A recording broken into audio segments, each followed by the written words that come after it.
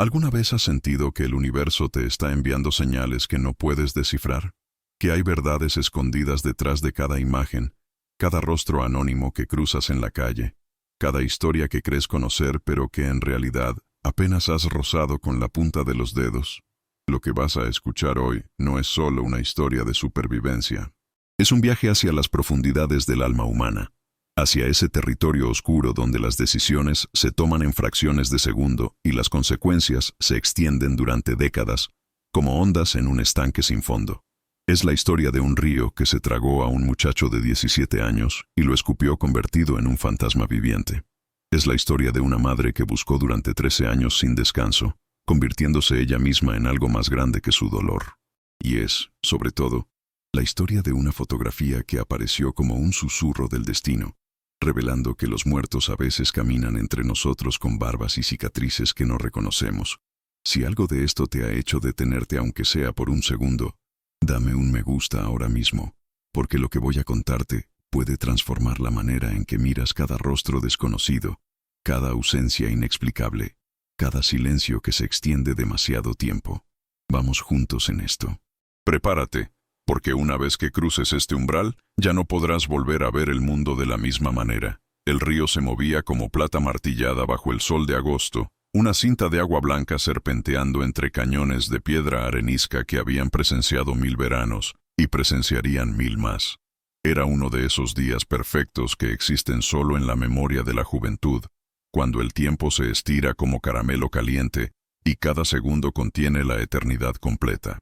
Marcus Holloway tenía 17 años, hombros anchos de 2 temporadas trabajando construcción, y esa confianza imprudente que te hace creer que el mundo está hecho para ti, que los peligros son advertencias para otros, que la muerte es algo que les sucede a personas en historias, no a ti nadando en un río con tu hermano menor y tu prima. Tyler lo siguió al agua, Elise también. Durante 1 hora nadaron y flotaron, dejando que la corriente los llevara a través de un paisaje que no había cambiado desde que los primeros pueblos caminaron por sus orillas. Las risas rebotaban contra las paredes del cañón.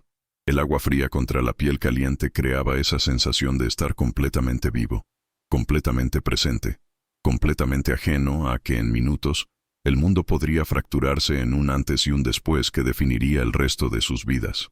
Nadie notó cuando Marcus se deslizó alrededor de la curva, pasando la línea de sauces donde el río se estrechaba y la corriente se aceleraba.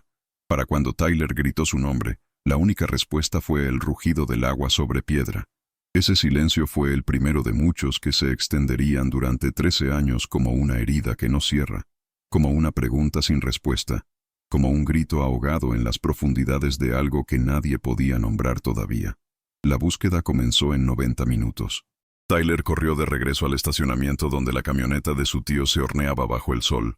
Condujo hasta la estación de guardabosques 3 millas al norte, y para las 4:30 de la tarde los primeros equipos ya se estaban reuniendo en el sitio.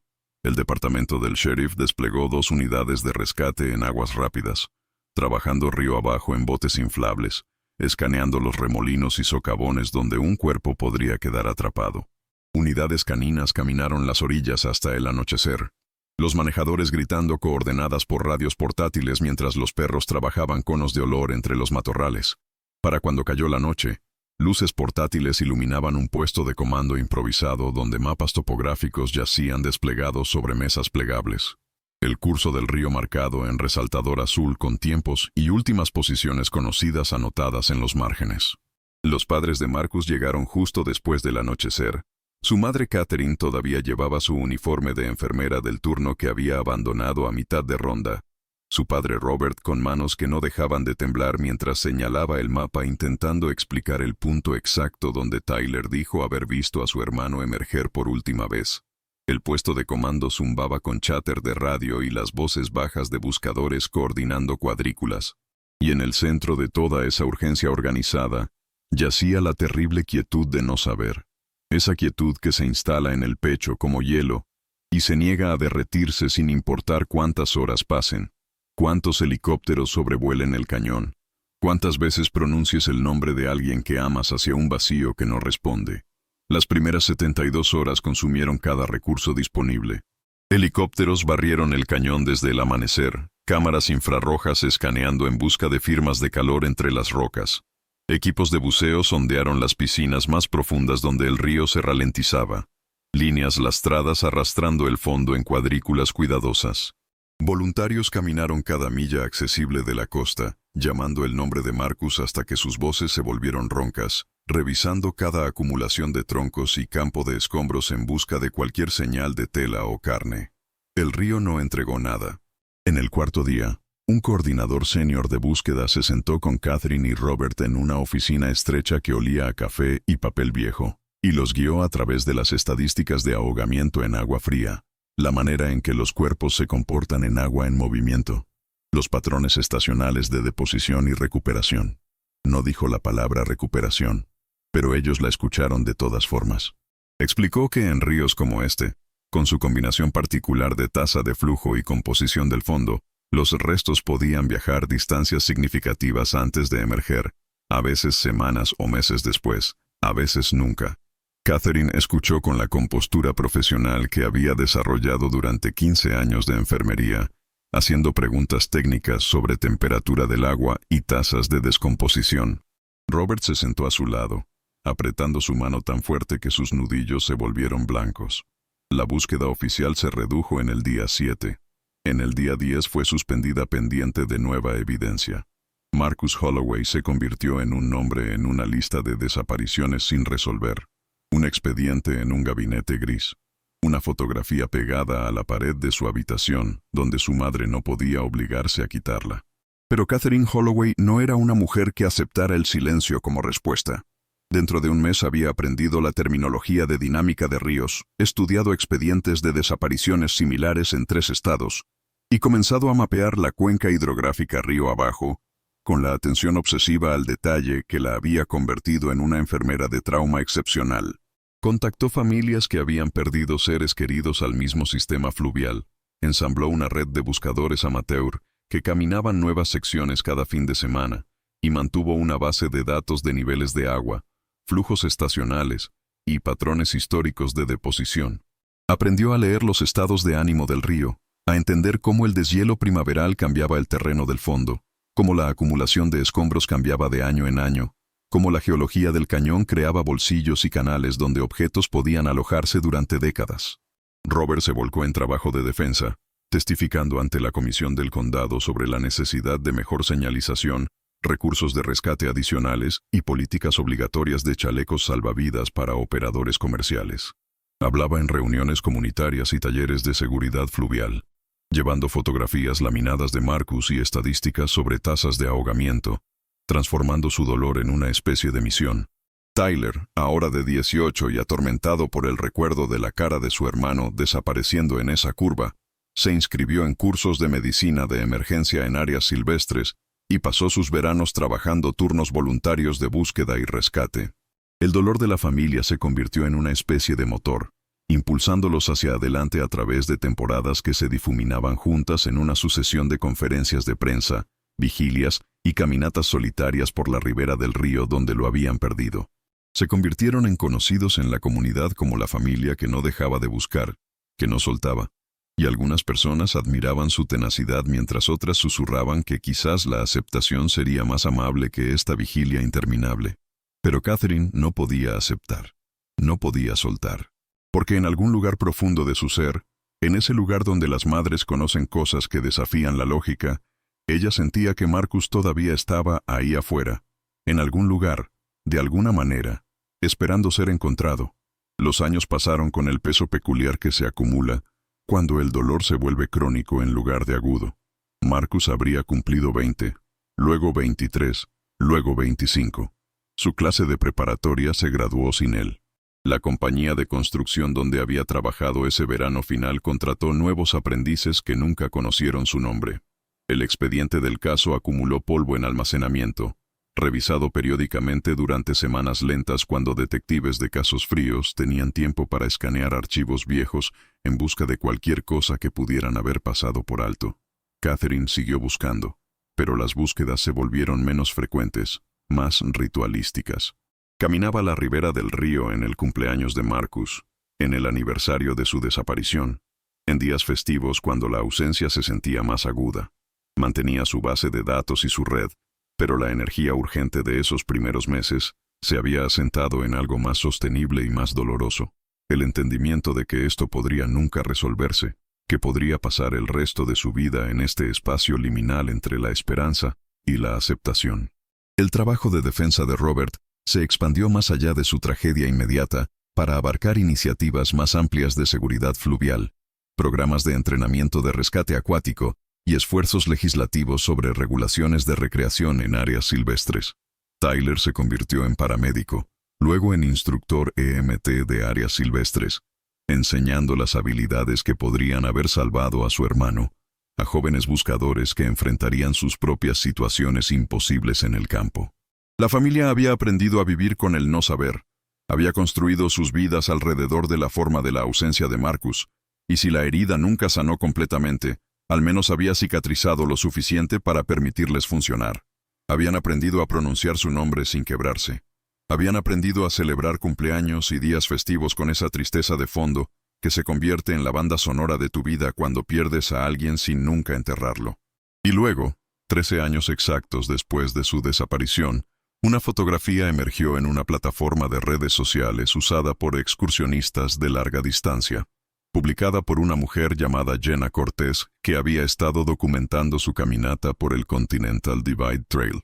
La imagen mostraba un pequeño pueblo de montaña en el sur de Colorado, elevación 8.200 pies, población 411. En el fondo, parcialmente oscurecido por una camioneta pick-up, había un hombre con barba oscura y rostro curtido trabajando detrás del mostrador de lo que parecía ser una tienda general. Jenna había titulado la foto con una mención del nombre del pueblo y una broma sobre la dificultad de encontrar café decente por encima de la línea de árboles, pero en horas alguien en una de las comunidades de personas desaparecidas a las que Catherine se había unido años atrás, había hecho referencias cruzadas de la imagen contra bases de datos usando software de reconocimiento facial todavía tosco según estándares posteriores, pero refinado lo suficiente para marcar una posible coincidencia. El algoritmo asignó una probabilidad del 83% de que el hombre en la fotografía era Marcus Holloway. La notificación llegó un jueves por la noche mientras Catherine preparaba la cena. Un mensaje simple en un grupo de Facebook que revisaba esporádicamente ahora. Posible coincidencia en caso Holloway, Colorado, necesita verificación. Ella hizo clic en la imagen con manos que se habían vuelto súbitamente frías. Acercó el rostro parcialmente visible a través de la ventana trasera de la camioneta y sintió algo romperse en su pecho que había mantenido cuidadosamente sellado durante 13 años. La barba cambiaba la forma de su mandíbula, y el sol había tallado líneas alrededor de sus ojos, que no habían estado ahí a los 17, pero la manera en que sostenía sus hombros, la ligera inclinación de su cabeza a la izquierda cuando estaba concentrándose, la configuración específica de rasgos que una madre conoce con certeza celular. Ella sabía. Lo sabía con esa certeza que va más allá de la razón, más allá de la esperanza, directo al hueso donde la verdad vive sin necesidad de pruebas. Robert, de pie junto a ella en su cocina, agarró el borde del mostrador y miró la imagen en su teléfono por un largo momento antes de hablar. Cuando finalmente encontró su voz, era firme de esa manera que significaba que estaba conteniendo todo lo demás. Necesitamos estar seguros, dijo, antes de permitirnos creer. Pero Catherine ya estaba abriendo mapas, calculando tiempos de manejo, sus instintos de enfermera tomando el control con esa claridad familiar que venía cuando el cuerpo necesitaba acción para metabolizar el shock. Llamó al coordinador voluntario que había enviado la notificación, un detective retirado llamado Frank Vázquez que había trabajado el caso original y nunca lo había dejado ir del todo. Frank confirmó que ya se había puesto en contacto con el departamento del sheriff local en el pueblo de Colorado, solicitando una verificación de bienestar e identificación positiva. Pero Catherine sabía que no podía esperar a que los canales oficiales molieran a través de sus protocolos. Necesitaba ver por sí misma. Necesitaba saber si la cosa imposible que la fotografía sugería podía realmente ser real. El viaje al pueblo tomó 11 horas. Salieron antes del amanecer. Catherine al volante durante el primer turno. Robert navegando a través de pasos de montaña que subían hacia aire delgado y bosques de álamos volviéndose dorados con el otoño temprano. Tyler los encontró en una parada de camiones en el norte de Nuevo México, habiendo conducido toda la noche desde el curso de entrenamiento de búsqueda y rescate que había estado enseñando en Arizona. Los tres continuaron juntos, nadie diciendo mucho, cada uno envuelto en sus propios pensamientos sobre lo que podrían encontrar y qué significaría si el hombre en la fotografía realmente era Marcus. Habían notificado al departamento del sheriff local de sus planes, pero Catherine había insistido en que llegaran primero, antes de que cualquier intervención oficial complicara lo que todavía no podía permitirse llamar reencuentro. El pueblo se materializó por la tarde. Un grupo de edificios desgastados metidos en un valle, donde dos arroyos convergían, rodeado de picos que capturaban la última luz solar en sus caras occidentales. La tienda general se sentaba en la calle principal, su pintura descolorida a gris, un letrero de madera crujiendo sobre la puerta. Catherine estacionó al otro lado de la calle. Sus manos temblaban. A través de la ventana frontal podía ver una figura moviéndose detrás del mostrador, almacenando estantes con los movimientos eficientes de alguien que había hecho la misma tarea 1000 veces. Y por un momento el mundo entero se contrajo a ese único punto de posibilidad. Luego Robert abrió su puerta y cruzaron la calle juntos, Tyler un paso detrás, y empujaron a través de la entrada hacia un espacio que olía a humo de madera y café y la quietud particular del aire de montaña. El hombre detrás del mostrador levantó la vista de la hoja de inventario que había estado marcando. Durante 3 latidos del corazón, nadie se movió. Catherine vio reconocimiento parpadear en su rostro. No sorpresa, sino algo más profundo y más complicado, como si hubiera estado esperando este momento, mientras simultáneamente esperaba que nunca llegara. Era más delgado de lo que Marcus había sido, sus manos marcadas con cicatrices que ella no reconocía, su rostro curtido de maneras que hablaban de años pasados al aire libre en territorio duro. Pero cuando habló, la voz era inconfundible bajo los años que habían endurecido sus bordes. «Mamá», dijo, y la palabra salió como una exhalación que había estado conteniendo durante más de una década. Lo que siguió no fue el abrazo lloroso de reuniones televisivas.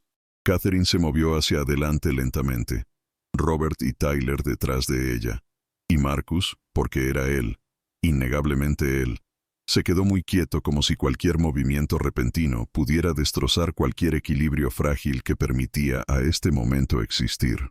Se sentaron en la oficina estrecha detrás del mostrador, rodeados de libros de inventario y facturas de envío, y Marcus les contó entrecortadamente qué había sucedido esa tarde de agosto 13 años atrás. Había sido jalado bajo el agua por una corriente que no había visto, arrastrado a través de un canal donde el río se comprimía entre 2 rocas del tamaño de casas, y emergió un cuarto de milla río abajo con los pulmones ardiendo y su visión gris en los bordes. El impacto lo había desorientado, y para cuando se arrastró sobre una barra de grava y recuperó suficiente fuerza para ponerse de pie, el sol se estaba poniendo y no podía orientarse hacia los puntos de referencia que recordaba. Había comenzado a caminar río arriba, pensando que alcanzaría el sitio donde Tyler y Elise estarían esperando. Pero los giros del cañón habían confundido sus orientaciones. En lugar de caminar hacia su familia, se alejó de ellos, escalando fuera del desfiladero hacia un camino de servicio forestal que no reconocía, hipotérmico, exhausto e incrementalmente desorientado. Mientras caía la oscuridad, siguió el camino hasta que alcanzó un campamento de caza donde 3 hombres de Nuevo México se estaban preparando para la temporada de alces. Le habían dado ropa seca y comida caliente y un saco de dormir junto a su fuego, y ofrecido llevarlo al pueblo más cercano por la mañana. Pero cuando llegó la mañana, Marcus había dudado. Incluso ahora, tratando de explicarlo a sus padres y hermano en esa pequeña oficina detrás de la tienda general, luchaba por articular qué había sucedido en su mente durante esas horas solo en el cañón.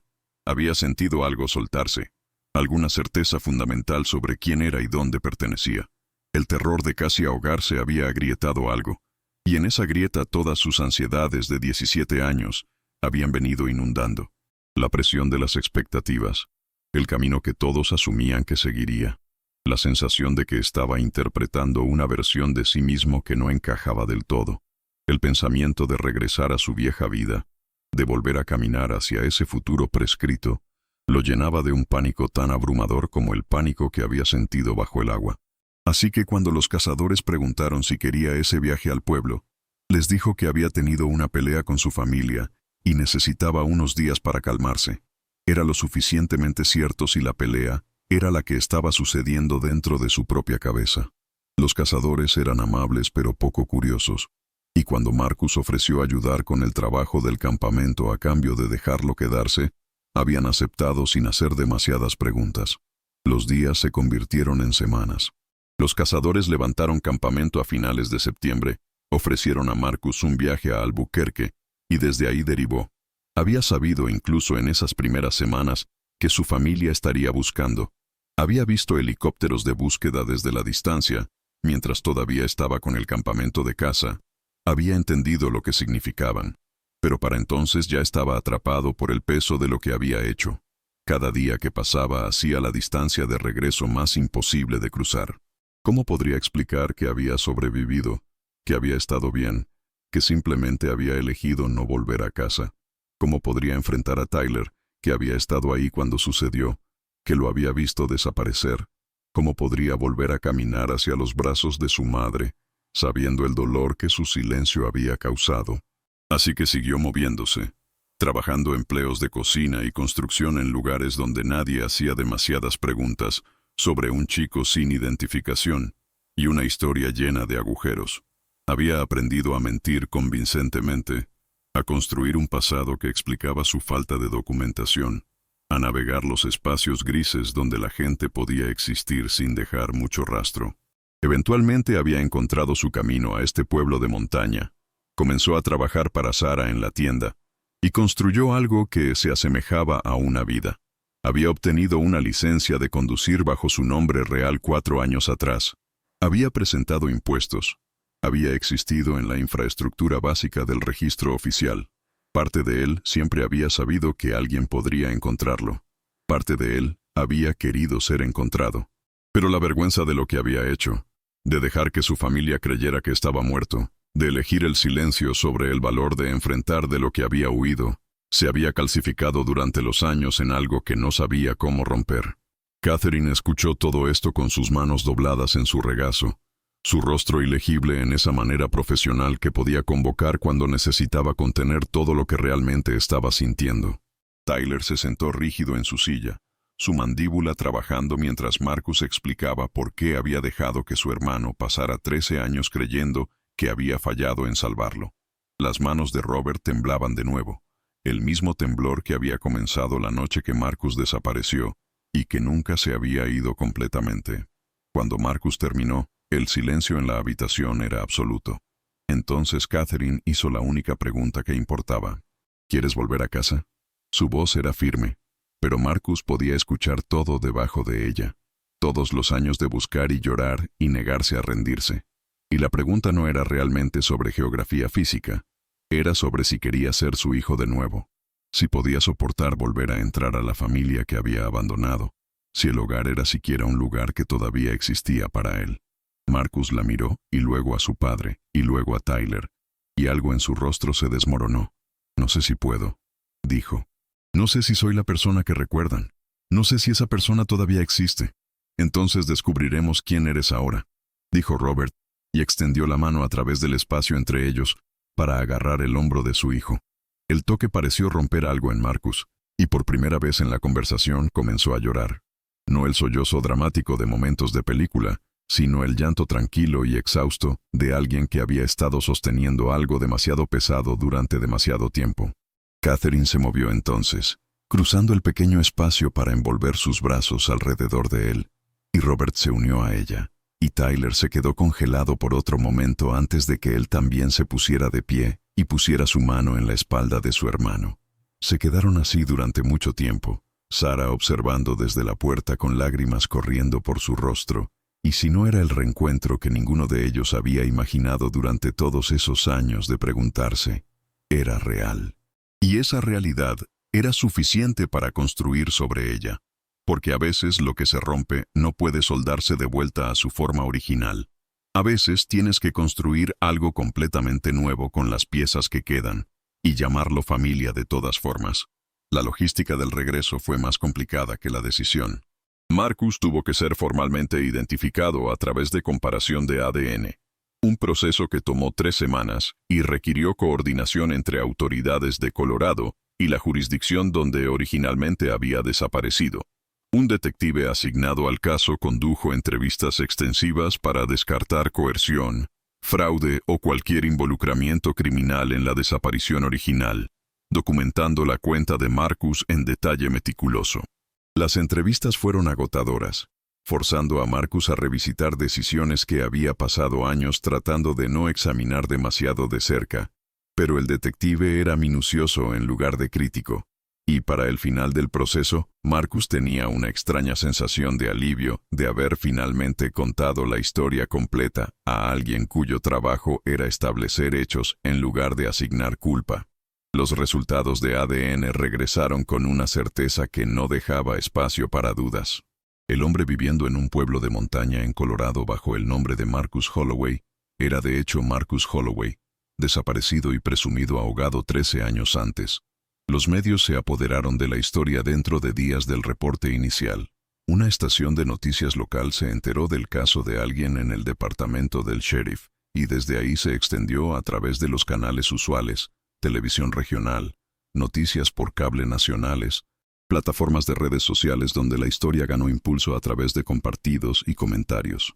Los titulares gritaban sobre la supervivencia milagrosa, el misterio de por qué se había quedado lejos, la vigilia larga de la familia finalmente recompensada. Catherine tomó la decisión de liberar una breve declaración confirmando la identificación mientras solicitaba privacidad para la familia, pero la declaración no pudo prevenir la tormenta de cobertura que siguió. Psicólogos amateur ofrecieron teorías sobre trauma y disociación en paneles de noticias por cable. Podcasters de crimen verdadero dedicaron episodios a especulación sobre qué había realmente sucedido en el cañón y por qué Marcus había elegido años de anonimato sobre reunión con su familia. Catherine atendió solicitudes de entrevista de programas matutinos y productores de documentales. Las declinó todas, y se enfocó en cambio en el trabajo más duro de traer a su hijo de vuelta a un mundo que había seguido sin él. Tyler condujo de vuelta a Colorado 2 semanas después de la identificación inicial. El reencuentro entre los hermanos sucedió en la tienda de Sarah después de cerrar, con Catherine y Robert saliendo afuera para darles privacidad.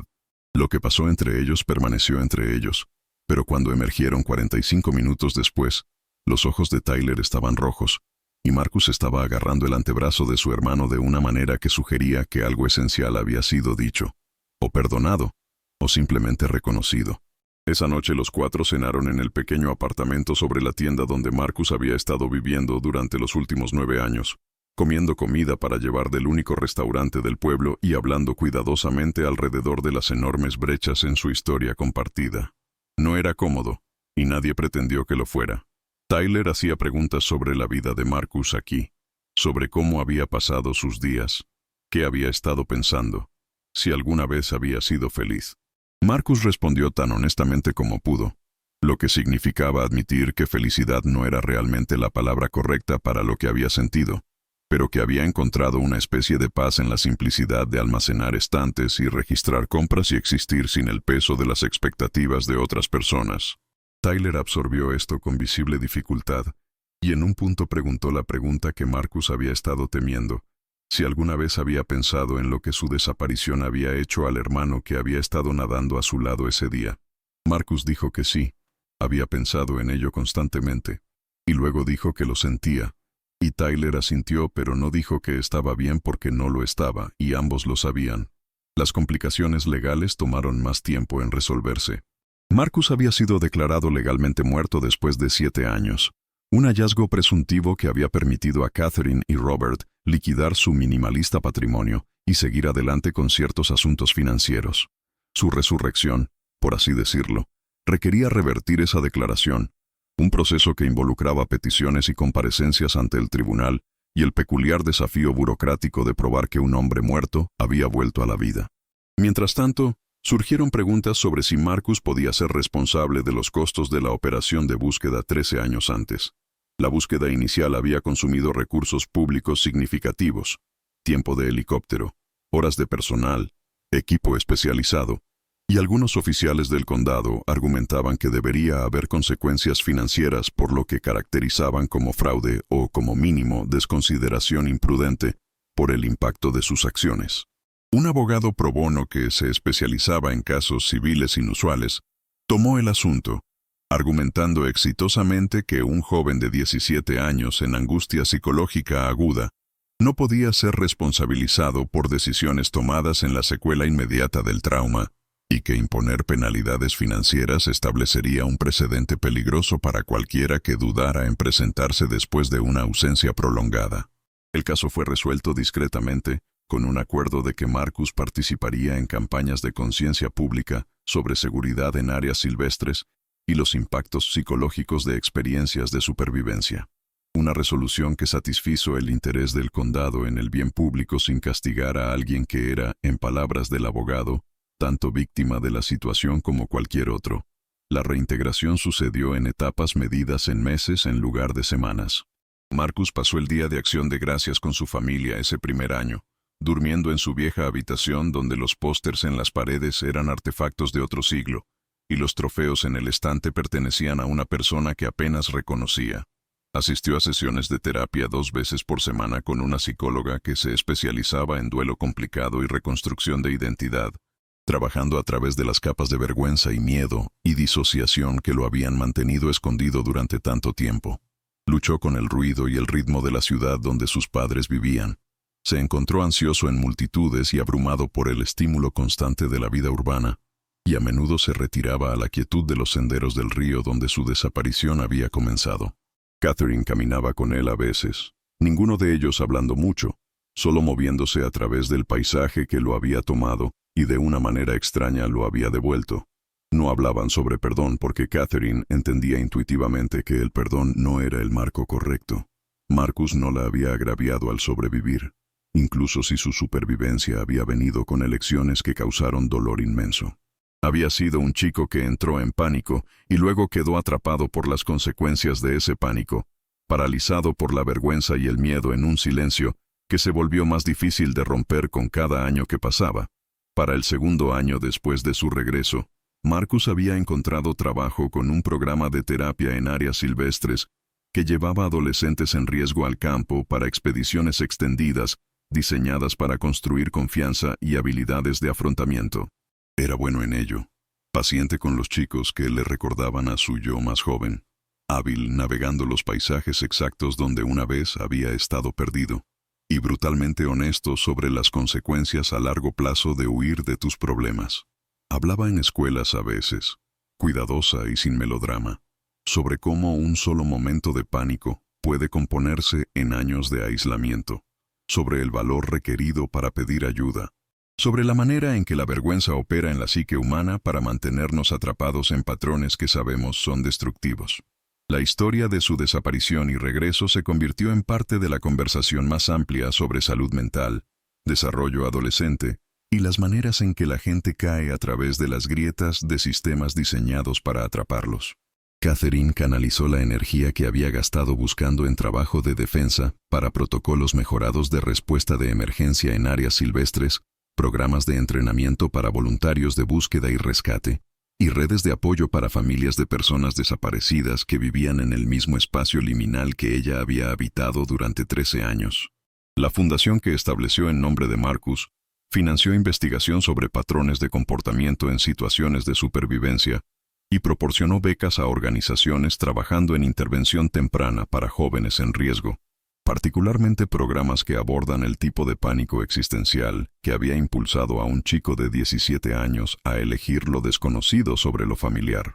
La relación de Tyler con Marcus permaneció complicada de maneras que resistían resolución fácil.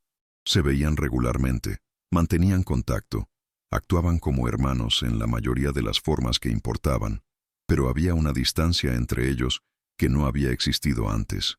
Un espacio cuidadoso que ninguno de ellos sabía del todo cómo cruzar. Tyler había pasado toda su vida adulta moldeado por la creencia de que había fallado en salvar a su hermano. Había elegido una carrera y construido una identidad alrededor de asegurarse de nunca fallar así de nuevo. Y la revelación de que Marcus había estado bien todo el tiempo que el fracaso era en realidad su elección de quedarse lejos, había interrumpido la narrativa fundamental que Tyler había construido sobre quién era y por qué.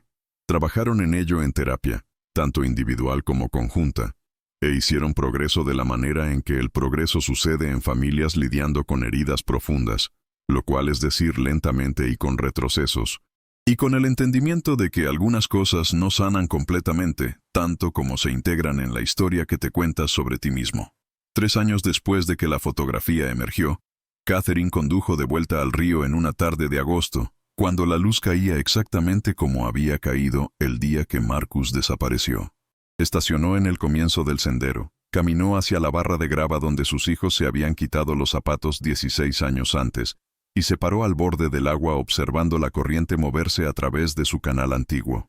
Marcus estaba vivo, trabajando 90 millas al norte con el programa de terapia en áreas silvestres, construyendo una vida que era diferente de cualquier cosa que ella había imaginado para él, pero real y con propósito y suya propia. Tyler estaba casado ahora, trabajando como supervisor paramédico y entrenando la siguiente generación de especialistas en rescate en áreas silvestres, llevando la desaparición de su hermano de maneras que habían moldeado cada aspecto de su vida adulta. Robert se había retirado temprano para pasar más tiempo con la familia que habían reconstruido en los espacios entre pérdida y recuperación, y para enfocarse en el trabajo de la fundación que se había convertido en su propia forma de creación de significado. Nada era perfecto. Nada estaba sanado de la manera en que la sanación se retrata en los momentos finales de narrativas de redención. Marcus todavía luchaba con ansiedad y episodios de depresión. Tyler todavía luchaba con sentimientos complicados sobre los años que había pasado creyendo que había fallado. Catherine todavía despertaba a veces en la noche agarrada por el recuerdo de esas primeras horas terribles, cuando había entendido que su hijo se había ido. Pero estaban juntos de la manera complicada en que las familias están juntas, navegando las dificultades ordinarias del amor y el tiempo, y el abismo entre quienes esperamos ser y quienes realmente somos. El río se movía como plata martillada bajo el sol de la tarde, llevando agua que había caído como nieve en montañas distantes, fluyendo hacia valles y llanuras, y eventualmente hacia el mar. Catherine se paró en la orilla donde se había parado tantas veces durante los años de búsqueda, pero ya no estaba buscando.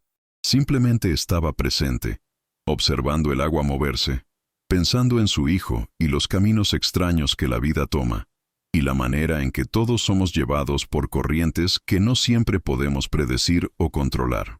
El río había tomado a Marcus de ella en un sentido, pero también había sido el catalizador que eventualmente lo trajo de vuelta, por más tortuoso que fuera, por más doloroso.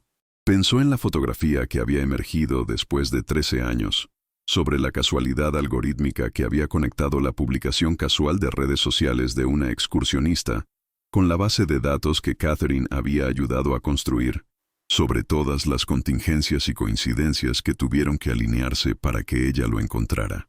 Pensó en las miles de familias todavía buscando, todavía esperando, todavía viviendo en ese espacio terrible de no saber, y se sintió agradecida de una manera que era inseparable del dolor por todos los otros que nunca obtendrían lo que ella había obtenido. Después de un rato se dio la vuelta y caminó de regreso a su auto, el sonido del río desvaneciéndose detrás de ella mientras conducía al norte hacia la ciudad, donde Marcus llegaría mañana para la cena del domingo, donde Tyler y su esposa se unirían a ellos, donde Robert cocinaría demasiada comida de la manera en que siempre lo hacía cuando la familia se reunía, donde se sentarían alrededor de la mesa y hablarían sobre cosas ordinarias y cosas extraordinarias, y continuarían el trabajo lento de construir una familia que pudiera sostener tanto el peso de lo que se había perdido como el regalo de lo que se había encontrado. Hay algo que nadie te dice sobre los milagros. No llegan envueltos en luz celestial con coros de ángeles anunciando la transformación. Llegan sucios, complicados, cargados con el peso de todas las decisiones que tuviste que tomar para llegar hasta ellos. El milagro de Marcus no fue que sobrevivió al río, fue que sobrevivió a 13 años de ser un fantasma en su propia vida, y que su familia sobrevivió a 13 años de llorar a alguien que todavía respiraba en algún lugar del mundo sin saber cómo encontrar el camino de regreso. La fotografía que reveló su existencia no era divina intervención.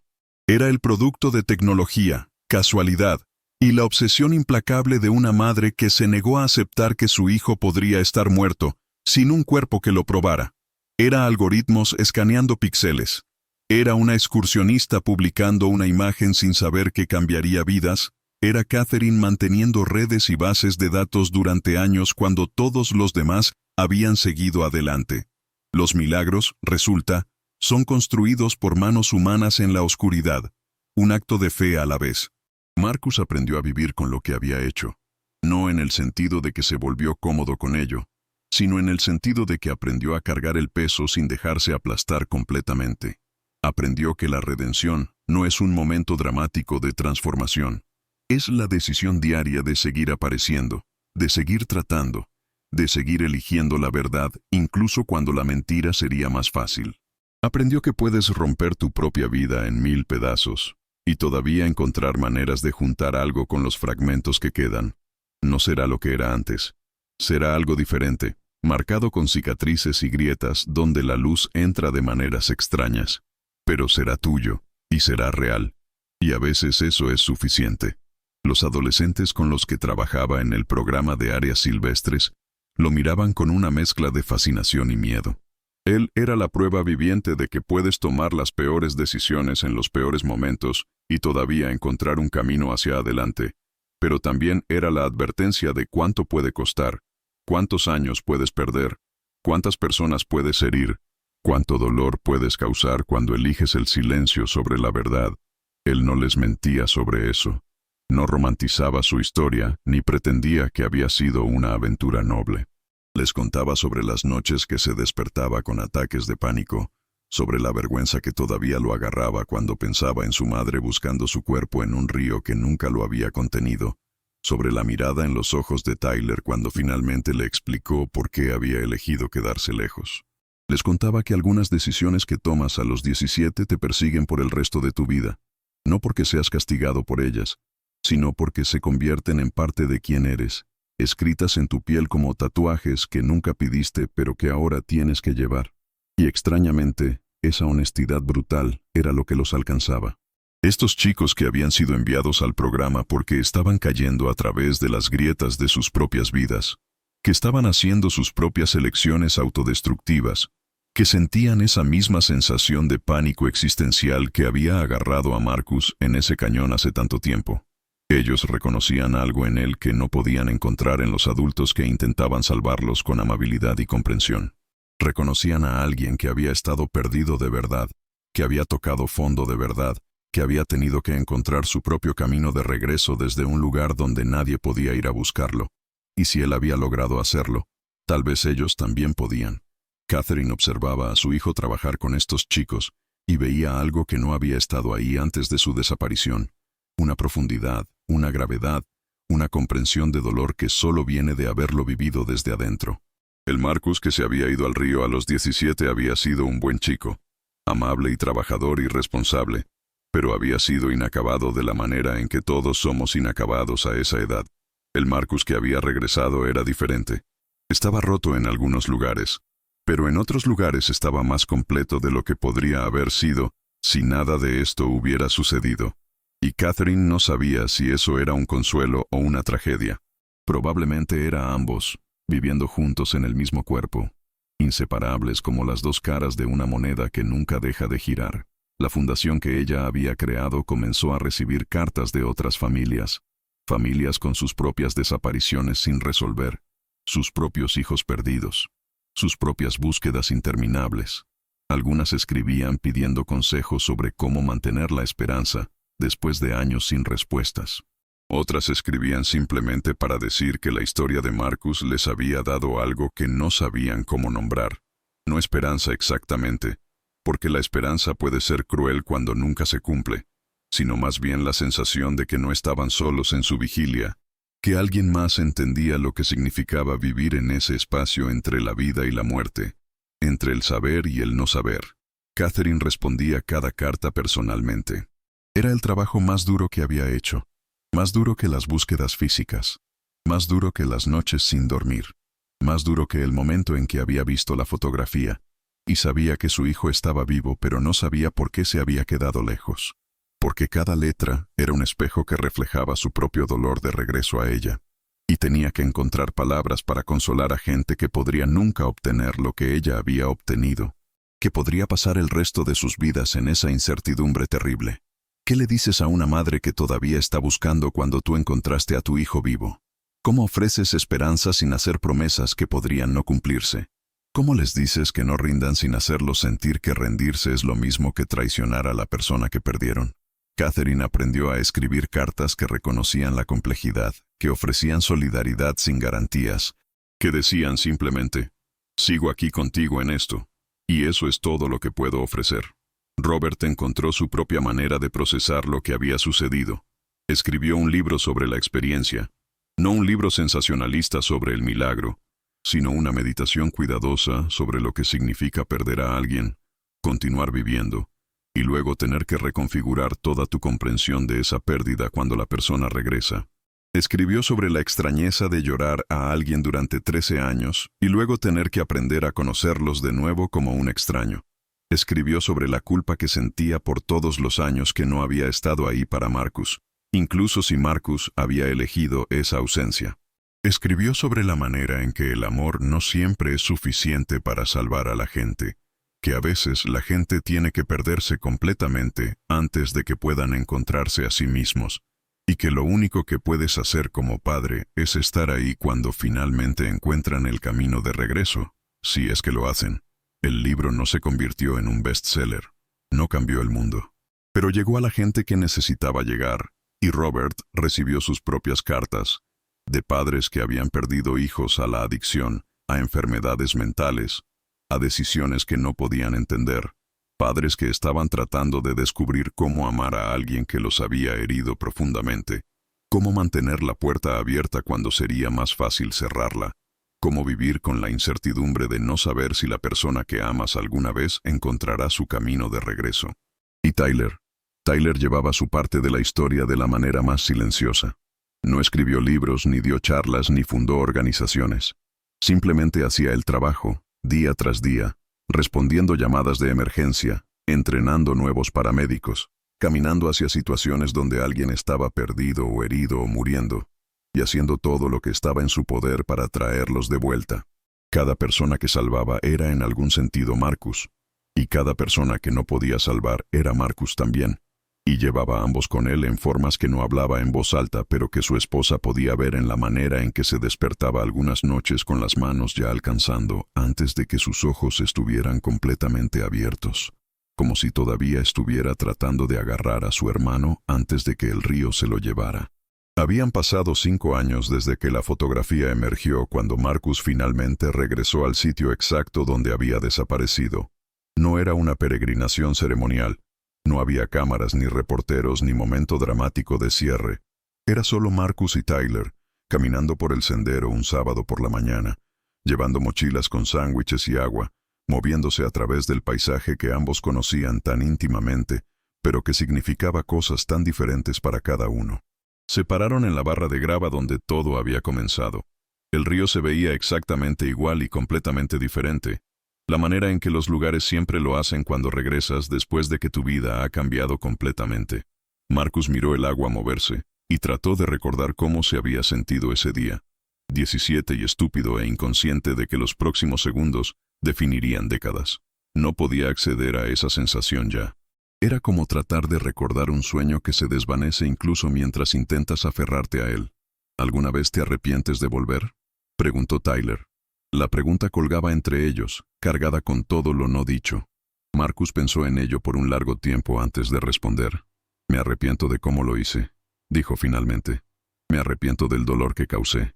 Me arrepiento de los años que perdimos. Pero arrepentirme de volver significaría arrepentirme de quién me convertí en esos años lejos. Y no sé cómo hacer eso sin borrarme completamente». Tyler asintió, mirando el agua. «A veces pienso que te perdí 2 veces», dijo. «Una vez en este río, y una vez cuando descubrí que habías estado vivo todo el tiempo y no habías regresado. Y no sé cuál fue peor». «Lo sé», dijo Marcus. «Y lo siento, no solo por lo que pasó aquí, sino por todas las veces después de esto cuando pude haber regresado y no lo hice. Lo siento por hacerte cargar eso». Se pararon ahí juntos. Dos hermanos separados por una brecha que nunca cerraría completamente, pero que habían aprendido a cruzar de todas formas. Un paso cuidadoso a la vez. El río se movía entre ellos y alrededor de ellos, indiferente a su dolor, indiferente a su sanación, simplemente moviéndose como se había movido durante millones de años y se movería durante millones más. Y en esa indiferencia había algo extrañamente consolador.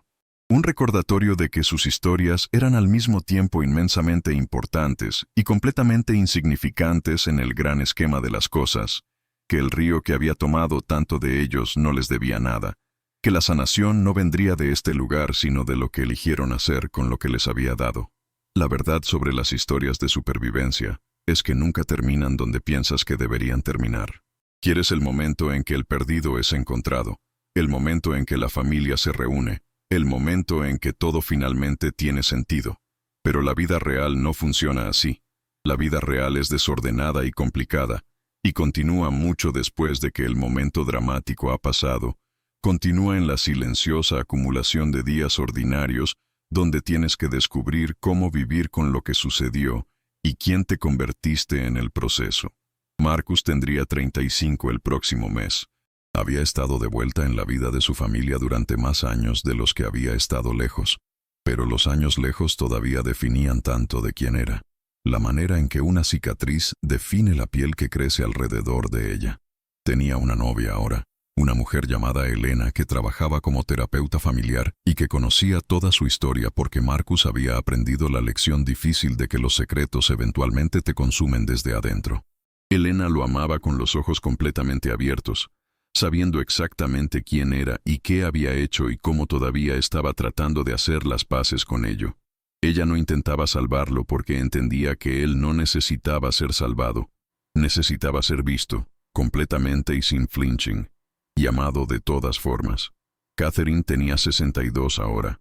Se había retirado de la enfermería, pero el trabajo de la fundación la mantenía ocupada de maneras que encontraba más satisfactorias que cualquier cosa que hubiera hecho en su carrera. Había ayudado a encontrar a 3 personas desaparecidas en los últimos 5 años usando las redes y protocolos que había desarrollado durante su búsqueda de Marcus. Ninguna de esas historias había tenido finales tan dramáticos como la suya. Una era un hombre con demencia que había caminado lejos de un centro de cuidado y fue encontrado 3 días después viviendo en un cobertizo de jardín a 2 millas de distancia, confundido pero ileso. Otra era una adolescente fugitiva que había estado viviendo con amigos en otro estado, asustada de volver a casa pero más asustada de estar sola.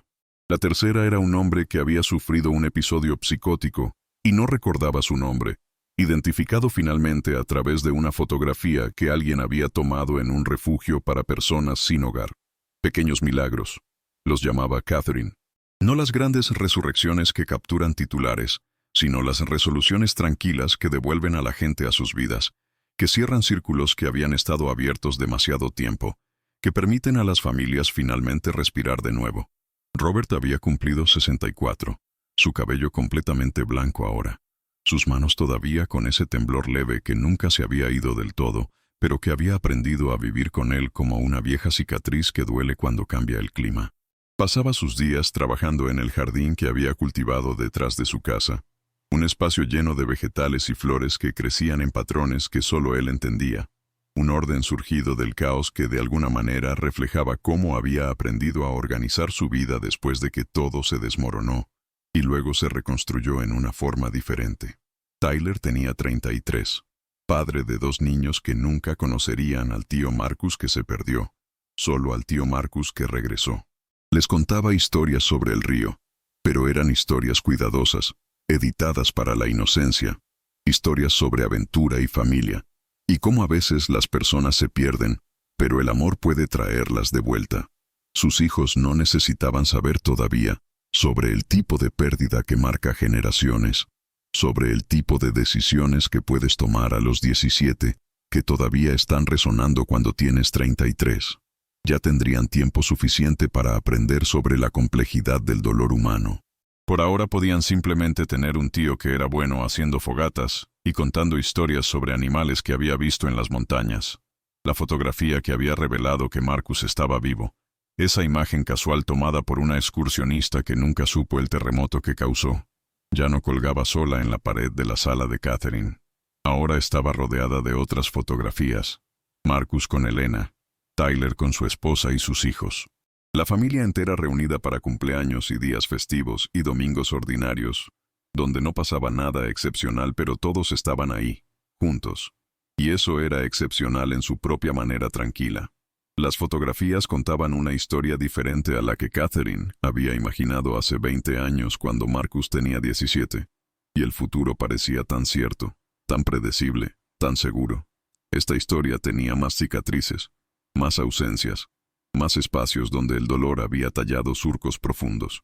Pero también tenía más verdad, más resiliencia, más comprensión de que el amor no es la ausencia de dolor, sino la voluntad de permanecer presente a través del dolor, de seguir apareciendo incluso cuando es difícil, de seguir construyendo puentes a través de abismos que parecen imposibles de cruzar. Marcus todavía caminaba el río algunos fines de semana, generalmente solo, moviéndose a través del paisaje que lo había tragado y escupido y transformado en algo que nunca había planeado ser. No buscaba respuestas ya porque había aprendido que algunas preguntas no tienen respuestas, solo tienen la vida que construyes alrededor de ellas. Caminaba porque el movimiento lo ayudaba a pensar, porque el sonido del agua sobre las rocas era la única cosa que había permanecido constante a través de todo, porque había algo en ese río que todavía lo reclamaba, de maneras que no podía completamente explicar. Y a veces, cuando el sol caía exactamente correcto, y el aire tenía ese peso particular que te hace sentir que el tiempo es más delgado de lo que debería ser, casi podía sentir al chico de 17 años que había sido, ese fantasma de posibilidad flotando justo fuera de alcance, no con nostalgia, sino con una especie de reconocimiento tranquilo. Ese chico había tomado decisiones que habían costado mucho, pero esas decisiones también habían llevado aquí, a esta vida con sus complicaciones y sus redenciones, y Marcus había dejado de intentar calcular si las ganancias superaban las pérdidas porque la vida no funciona como matemática. Funciona como un río, llevándote hacia adelante te guste o no, hacia lugares que nunca planeaste ir, a través de territorios que nunca imaginaste navegar, hasta que finalmente llegas a algún lugar río abajo y miras hacia atrás y ves el camino que tomaste, y te das cuenta de que no hay otra manera en que pudiera haber sido, porque eres exactamente quien todas esas decisiones te hicieron ser. Entonces déjame preguntarte algo, y quiero que realmente lo sientas en tu pecho antes de responder. ¿Cuántas veces has estado parado al borde de un abismo sin siquiera saberlo? ¿Cuántas veces has tomado decisiones en segundos que están todavía resonando años después? ¿Cuántas veces has estado perdido sin siquiera reconocer que necesitabas ser encontrado? La historia de Marcus Holloway no es solo su historia. Es un espejo que refleja algo que todos llevamos dentro. Esa capacidad de desaparecer de nuestras propias vidas mientras todavía caminamos, hablamos, respiramos como si estuviéramos presentes. Es una advertencia sobre el peso del silencio, sobre cómo un momento de pánico puede calcificarse en años de aislamiento, sobre el precio que pagamos cuando elegimos la huida sobre la verdad. Pero también es algo más.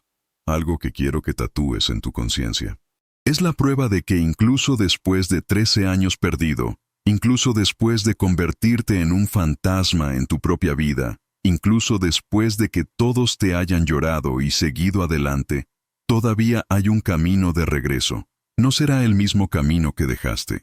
Estará marcado con cicatrices que nunca sanarán completamente. Requerirá un valor que no sabías que tenías, pero existe. Catherine buscó durante 13 años porque se negó a aceptar el silencio como respuesta final. Esa negativa es un acto de guerra contra el vacío. Es una declaración de que el amor es más fuerte que la ausencia, que la esperanza es más persistente que la desesperación, que algunas madres simplemente no sueltan sin importar cuántas veces el universo les diga que rindan. Y cuando finalmente encontró a su hijo vivo después de más de una década, no fue porque los milagros caen del cielo. Fue porque ella construyó la infraestructura para ese milagro, red por red, búsqueda por búsqueda, base de datos por base de datos, día tras día tras día cuando todos los demás habían dejado de buscar. Aquí está lo que necesitas entender en los huesos. Si has estado corriendo de algo, ese algo todavía te está esperando. Si has estado escondido, alguien todavía podría estar buscándote. Si has causado dolor con tu ausencia, ese dolor no desaparece solo porque lo ignores. El tiempo no lo sana. La distancia no lo borra. Lo único que sana el dolor es enfrentarlo, nombrarlo, pararle de frente y decir, hice esto, lo siento, y estoy aquí ahora si todavía me quieres. Marcus perdió 13 años, 13 años que nunca recuperará, 13 cumpleaños, 13 días festivos, 13 veranos que podría haber pasado con la gente que lo amaba, pero finalmente regresó. Y ese regreso, tan imperfecto y complicado y cargado de dolor como fue, era todavía mejor que seguir siendo un fantasma. Porque estar vivo, realmente vivo y presente y comprometido con tu propia existencia, es siempre mejor que estar seguro pero muerto por dentro. Siempre. Ahora voy a dejarte con algo que quiero que hagas. No mañana. No cuando te sientas listo. Ahora. Piensa en la persona que has estado evitando. La conversación que has estado posponiendo. La verdad que has estado enterrando. El perdón que necesitas pedir o dar. El puente que necesitas reconstruir. Y toma un paso hacia ello. Solo uno. Porque aquí está la verdad que el río le enseñó a Marcus y que Catherine aprendió durante 13 años de búsqueda. No controlas la corriente. No controlas cuánto tiempo tienes. No controlas si la gente te perdonará o si las relaciones pueden ser reparadas o si los años perdidos pueden ser recuperados. Lo único que controlas es si apareces, si te presentas, si tienes el valor de decir estoy aquí, estoy roto, pero estoy aquí. Y si has estado del otro lado, si eres la Catherine de la historia de alguien más, buscando a alguien que se perdió, déjame decirte esto. No eres débil por no soltar. No eres tonto por seguir esperando. Eres feroz. Eres implacable. Eres exactamente lo que el mundo necesita más. Pero también sé amable contigo mismo. Porque a veces la gente que perdemos no regresa. A veces la fotografía nunca emerge. A veces el río nunca devuelve lo que tomó. Y tienes que aprender a vivir con eso también. A construir una vida alrededor del espacio, con forma de persona en tu corazón. A encontrar significado y propósito y alegría incluso, cuando la pérdida nunca se resuelve. El código secreto para los que entendieron esto, los que sintieron cada palabra resonar en algún lugar profundo. Si reconociste algo de ti mismo en Marcus, en Catherine, en Tyler, en cualquier parte de esta historia que te partió un poco, comenta ahora mismo. Las corrientes me llevan, pero yo elijo regresar. Porque esa es la verdad que este río nos enseña. No controlas las corrientes. Pero siempre, siempre puedes elegir nadar hacia la orilla. Y en esa elección, en ese acto de voluntad contra la corriente, es donde encontramos quiénes realmente somos. La historia de Marcus Holloway conmocionó al mundo. No porque fuera imposible, sino porque era demasiado real. Porque todos conocemos a alguien que se perdió. Todos hemos sido perdidos nosotros mismos en algún momento. Y todos necesitamos saber que hay un camino de regreso. Sin importar cuánto tiempo hemos estado nadando en la dirección equivocada. El río todavía fluye. Las búsquedas todavía continúan. Y en algún lugar, ahora mismo, alguien está a punto de ser encontrado. Tal vez seas tú.